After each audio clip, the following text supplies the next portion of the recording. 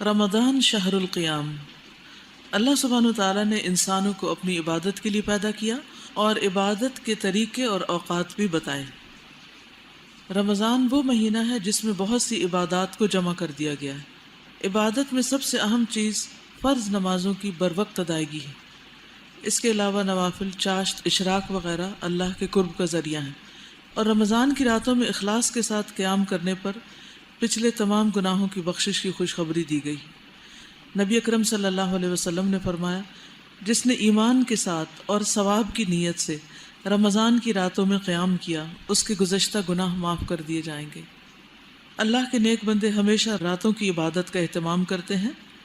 قرآن مجید میں آتا ہے، تتجافی جنوبہم عن المضاجع یدعون ربہم خوفا وطمعا ومما رزقناہم ینفقون۔ ان کے پہلو بستروں سے الگ رہتے ہیں اور وہ اپنے رب کو خوف اور امید کی حالت میں پکارتے ہیں، اور اس میں سے جو ہم نے ان کو رزق دیا ہے وہ خرچ کرتے ہیں۔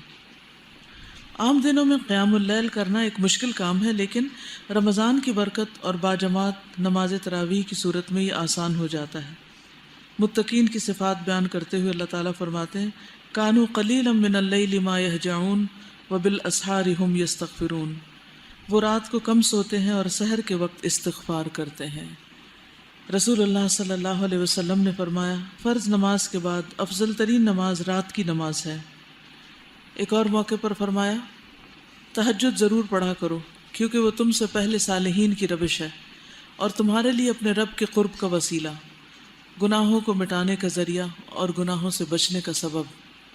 یعنی دو کام ہیں، ایک تو یہ کہ گناہوں کو دور کرتی، مٹا دیتی ہے جو پہلے سے ہو چکے ہیں، اور دوسرے آئندہ بچنے کی صلاحیت بھی اس سے پیدا ہوتی ہے۔ رمضان میں تراویح پڑھنا سنت ہے، اور نبی صلی اللہ علیہ وسلم کے قول اور فعل دونوں سے ثابت ہے۔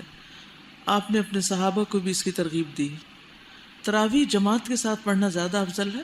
آپ صلی اللہ علیہ وسلم نے اپنے گھر والوں اور بیویوں کو بھی تراویح کی جماعت میں شریک کیا اور طویل قیام کیا، خصوصاً آخری عشرے میں رات کے قیام کے لیے جگایا۔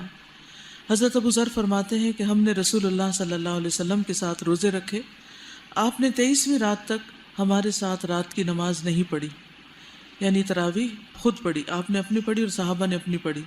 پھر 23ویں رات کو ہمیں لے کر کھڑے ہوئے، یہاں تک کہ ایک تہائی رات گزر گئی۔ پھر 24ویں رات کو نماز نہ پڑھائی، لیکن 25ویں رات کو آدھی رات تک نماز تراویح پڑھائی۔ ہم نے عرض کیا، یا رسول اللہ صلی اللہ علیہ وسلم، ہماری آرزو تھی کہ آپ باقی رات بھی ہمارے ساتھ نوافل پڑھتے۔ آپ نے فرمایا، جو شخص امام کے ساتھ اس کے فارغ ہونے تک نماز میں شریک رہا، اس کے لیے پوری رات کا قیام لکھ دیا گیا۔ پھر آپ نے 27ویں رات تک نماز نہ پڑھائی۔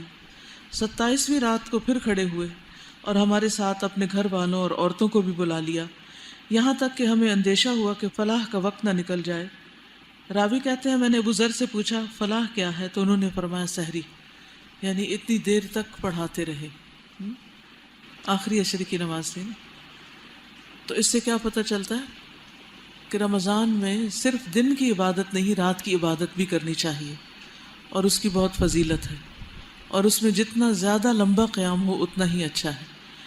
20 دنوں تک تو آپ ایک روٹین میں تراویح پڑھتے ہیں، لیکن پھر 21ویں رات سے جب طاق راتیں شروع ہو جاتی ہیں اور آخری عشرہ جب شروع ہو جاتا ہے، تو اس وقت قیام اللیل کی جو مدت ہے اس کو بھی بڑھا دینا چاہیے، جیسے کہ ہمیں نبی صلی اللہ علیہ وسلم کے طریقے سے پتہ چلتا ہے کہ ہر رات کو مدت بڑھتی گئی۔ تو اللہ تعالی ہمیں اس کی توفیق عطا فرمائے۔